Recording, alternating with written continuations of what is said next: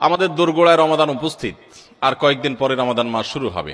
আমাদের প্রতিজ্ঞা করতে হবে, নিয়াত করতে হবে, এইবারের রমজানে আমি আল্লাহর কাছ থেকে আমার গুনাহগুলো মাফ করাইয়াই ছাড়ব।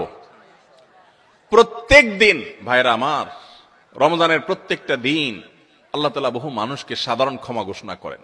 যাই করছো বান্দা সব মাফ, সাধারণ ক্ষমা ঘোষণা করেন কিছু মানুষকে।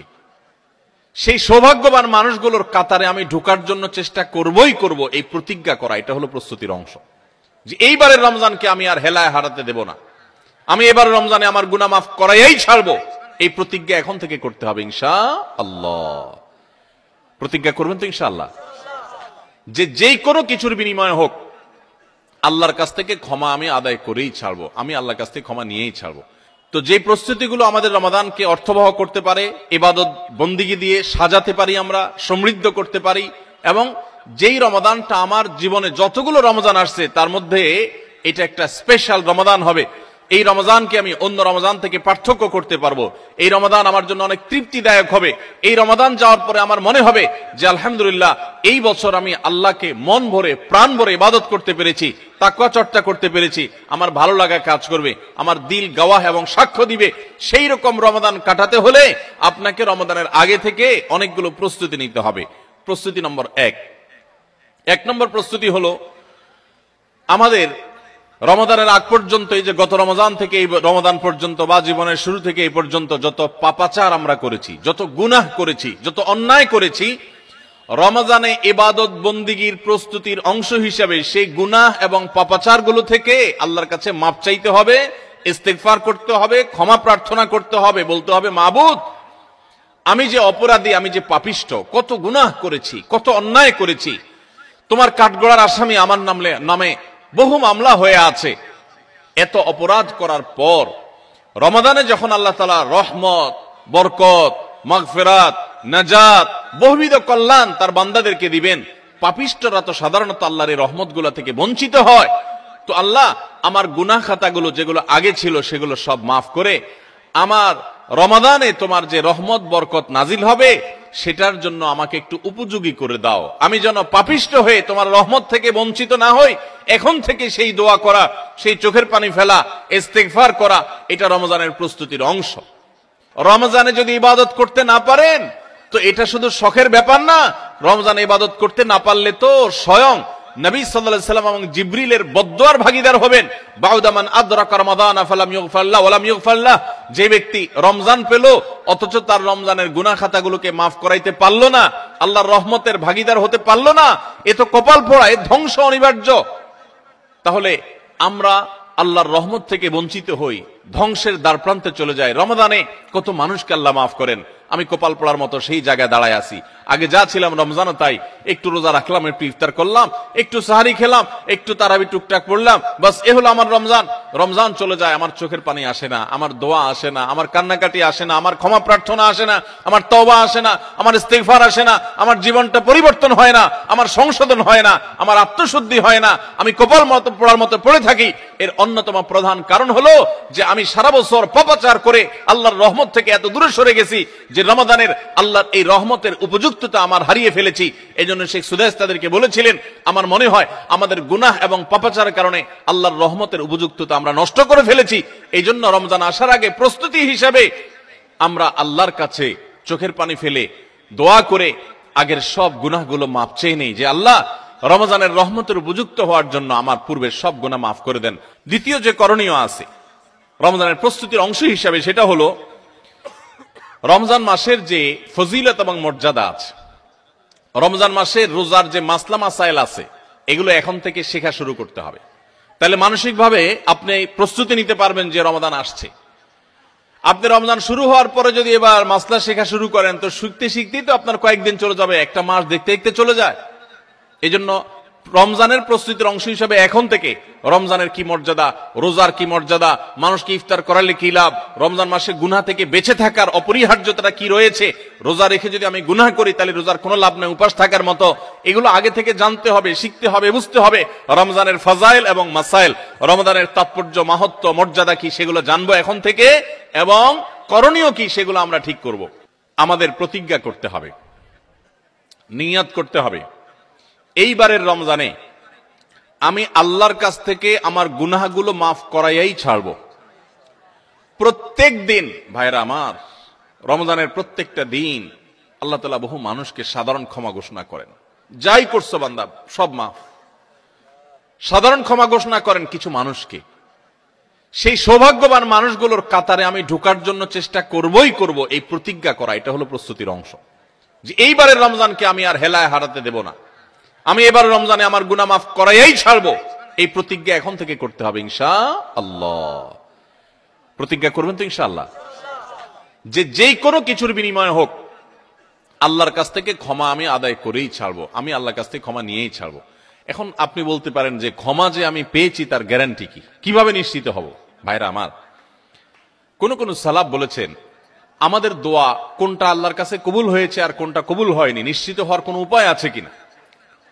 তো তারা বলেছেন যে যেই দোয়ার পর, যে কান্নাকাটির পর, যে প্রার্থনার পর, যে মুনাজাতের পর আপনার মানসিক প্রশান্তি অনুভব হয়, আপনার মনের মধ্যে এক ধরনের সুখ অনুভব হয়, তৃপ্তি অনুভব হয়, আপনার প্রশান্তির এক বাতাস বয়ে যায়, খুব ভালো লাগা কাজ করে যে আমি দোয়া করেছি, আল্লাহর কাছে চোখের পানি ফেলেছি, কান্নাকাটি করেছি, ভালো করে মনোযোগী দোয়া করতে পেরেছি, এরকম যদি তৃপ্তি অনুভব হয় তাহলে সুধারণা করতে পারেন যে আল্লাহ আপনার দোয়াটা কবুল করেছেন।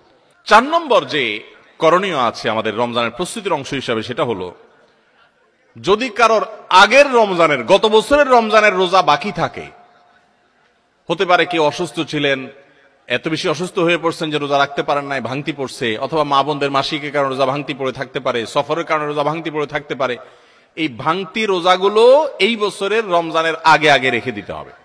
5 নম্বর প্রস্তুতি হলো নিজের অন্তরকে শিরক এবং হিংসা থেকে মুক্ত করা।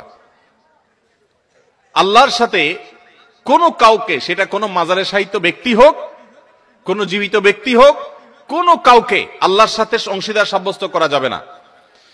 এই শিরক করা থেকে নিজেকে পরিচ্ছন্ন করতে হবে, তাওহীদটাকে স্ট্রং করতে হবে এবং নিজের অন্তরকে হিংসা, বিদ্বেষ, শত্রুতা এগুলো থেকে পরিচ্ছন্ন করতে হবে। আপনি যদি এগুলো থেকে পরিচ্ছন্ন করেন, এগুলো থেকে পরিষ্কার করেন অন্তরকে, তাহলে ইনশাআল্লাহ বিইذনিল্লাহ আল্লাহ তাআলা প্রতিদিন যে বহু মানুষকে সাধারণ ক্ষমা ঘোষণা করেন, আপনি আশা করতে পারেন যে আপনি সাধারণ ক্ষমার আওতায় পড়বেন। কারণ হাদিস থেকে আমরা জানি যে যারা শিরকের মধ্যে থাকে, যাদের অন্তরে মানুষের প্রতি হিংসা থাকে, শত্রুতা থাকে, তারা আল্লাহর সাধারণ ক্ষমা থেকে মাহরুম এবং বঞ্চিত থাকে। 6 নম্বর প্রস্তুতি হলো বিশেষ করে সামাজিক যোগাযোগের মাধ্যম এবং আমাদের মোবাইল ফোনগুলো নিয়ন্ত্রণ করে ফেলতে হবে, যেগুলো আমাদের ইবাদত বন্দেগীর ক্ষেত্রে বড় ধরনের বাধা সৃষ্টি করে। অনেকেই আছি যে সোশ্যাল মিডিয়ার আসক্তিতে আমরা এরকম ভয়াবহ একটা পর্যায়ে, যে আমাদের ইবাদত বন্দেগীর ক্ষেত্রে সবচেয়ে বড় বাধা হলো আমাদের এই ফেসবুকের নেশা, টিকটকের নেশা, ইউটিউবের নেশা, মোবাইলের নেশা, গেমসের নেশা। অন্তত রমজান মাস উপলক্ষে আমরা আমাদের এই সমস্ত বিষয়গুলো থেকে যদি বেরিয়ে আসতে পারি, এটা হবে সবচেয়ে বড় কার্যকর পদক্ষেপ, সবচেয়ে বড় প্রস্তুতি, সবচেয়ে বাস্তবসম্মত প্রস্তুতি।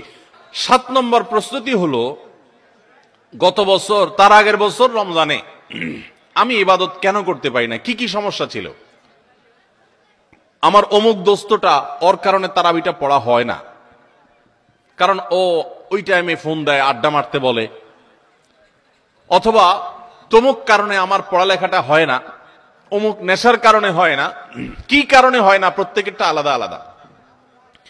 আমার গত রমজানে আমি কোরআনটা পুরো ভালো করে সুন্দর করে খতম দিতে পারি নাই কেন, শুরু তো করছিলাম কিন্তু শেষ করতে পারি নাই কেন। আমার গত রমজানে যে তারাবি কয়েকদিন মিস হয়েছিল, সেটা কেন মিস হয়েছিল। আমার গত রমজানে যে ভালো কাজগুলোর পরিকল্পনা ছিল, সেগুলো কেন হয় নাই। সেই বিষয়গুলো আমাদের চিহ্নিত করতে হবে, খুঁজে বের করতে হবে, বের করে এইবারের রমাদানে যেন সেগুলো রিপিট না হয়, সেগুলো যেন আর পুনরায় দেখা না দেয়, আগে থেকে সিদ্ধান্ত নিতে হবে এবং প্ল্যান করতে হবে। এজন্য গত বছরের সমস্যাগুলো চিহ্নিত করে সেগুলো থেকে এবার দূরে থাকার চেষ্টা করতে হবে। এটা হলো 7 নম্বর প্রস্তুতি। 8 নম্বর প্রস্তুতি হলো রমাদানের যে আমলগুলো আছে, রমজানের ওই যে বললাম 27টা স্পেশাল আমল আছে হাদিসের আলোকে, 27টা। রমজানের সবচেয়ে বড় আমল কি ভাই? রমজান মাসের সবচেয়ে বড় আমল কোনটা? সবচেয়ে বড় আমল হলো রোজা রাখা। রোজা রাখার চেয়ে বড় কোনো আমল আছে? রমজানের দ্বিতীয় আমল হলো রাতে তারাবি পড়া, তৃতীয় আমল হলো কোরআনে কারীমের তেলাওয়াত করা, আল্লাহর কাছে দোয়া করা আরেকটা আমল, উমরার তৌফিক থাকলে উমরা করা আরেকটা আমল, নবী সাল্লাল্লাহু আলাইহি ওয়াসাল্লাম রোজা রেখে প্রচুর মিসওয়াক করতেন সেটা আরেকটা আমল, শেষ দশকে ইতিকাফ করা সেটা আরেকটা আমল, শেষ দশকের বেজর রাতগুলোতে ইবাদতের চেষ্টা করা সেটা আরেকটা আমল, লাইলাতুল কদর পাওয়ার চেষ্টা করা আরেকটা আমল, লাইলাতুল কদর পেয়ে গেলে আল্লাহুম্মা ইন্নাকা আফুউন তুহিব্বুল আফওয়া ফা'ফু আন্নি পড়া আরেকটা আমল। এই রকম 27টি আমল স্পেশাল আছে রমাদানের জন্য, যেগুলো কোরআন এবং হাদিস থেকে প্রমাণিত। তাহলে সেই আমলগুলোকে এখন থেকে টুকটাক করা শুরু করার চেষ্টা করা। একটু নফল রোজা রাখেন, তাহলে রমজানে যে রোজা রাখবেন ওটা সহজ হবে। এখন থেকে রোজা রাখার অভ্যাস করেন, নবী সাল্লাল্লাহু আলাইহি ওয়াসাল্লাম বিশেষ রোজা রাখতেন। আপনি এখন থেকে দান সাদাকার অভ্যাস শুরু করে দেন, প্ল্যান পরিকল্পনা শুরু করে দেন। এইটা হবে রমজানের প্রস্তুতি, যে রমজানে যে আমলগুলো করবেন এখন থেকে সেগুলো শুরু করে দেন। ওই যে বললাম দান ও গায়ে প্রস্তুতি গ্রহণ করা হবে এবং দেখবেন আপনার রমাদানে অনেক অর্জন করার সুযোগ আপনি লাভ করেছেন। তাহলে 9 নম্বর প্রস্তুতি হলো চার্ট করা, শিডিউল করে ফেলা, পুরো রমজান মাস কিভাবে কাটাবেন তার সারাদিন সকাল থেকে রাত পর্যন্ত একেবারে পুরো শিডিউল। 10 নম্বর হলো শাবান মাসের শেষ দিনে 29শে শাবান পশ্চিম আকাশে চাঁদ দেখবেন, এটাও রমজানের প্রস্তুতির অংশ। আমরা আমাদের ছোটবেলায় গ্রামে চাঁদ দেখেছি, এখন মানুষ চাঁদ দেখে না, দেখে চাঁদ আকাশে দেখে না, চাঁদ এখন মোবাইলে খোঁজে। কোথায় খুঁজে? মাগরিবের পরে মোবাইল হাতানো শুরু করে দেয়, এই রমজানের চাঁদ দেখা গেছে, ঈদের চাঁদ দেখা গেছে কিনা, চাঁদ দেখা কমিটি কি বলছে, ফেসবুকে নিউজ আসছে কিনা দেখো। আর 11 নম্বর এবং সর্বশেষ প্রস্তুতি হলো আল্লাহর কাছে ইবাদতের জন্য দোয়া করতে হয়। আমাদের পরিকল্পনা আমরা করতে পারি, কিন্তু তৌফিকটা আসলে আল্লাহ দিবেন। এই জন্য আমার পরিকল্পনাগুলো করে আমি বলবো, আল্লাহ আমি চার্টও তৈরি করেছি, রমজানে মাসালা জানার জন্য বইও কিনেছি, আমি কোরআনও তো রেডি করেছি, তেলাওয়াতও শুরু করে দিয়েছি, টুকটাক নফল রোজা রেখে আমার প্রস্তুতিও শুরু করে দিয়েছি। আমি আমার জায়গা থেকে যা করতে পারার আমি করছি। মাবুদ, এবারের রমজানটাতে তুমি আমার একটু ইবাদত করার তৌফিক দিও। ভাইরা আমার, আপনারা অনেকেই অনেক স্বাদ জীবনে আস্বাদন করেছেন, আড্ডা মেরে বন্ধু বান্ধবের সাথে একান্তে কাটিয়ে বিভিন্ন রকমের কাজ করে মজা অনেক লুটেছেন।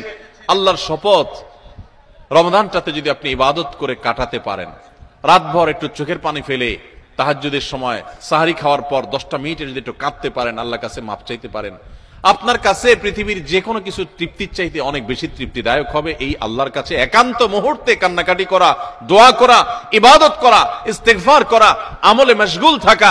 আপনি সেই জিনিসটা করার পরিকল্পনা এই বছর রমাদানে নেন, চেষ্টা করা যাবে না ইনশাআল্লাহ।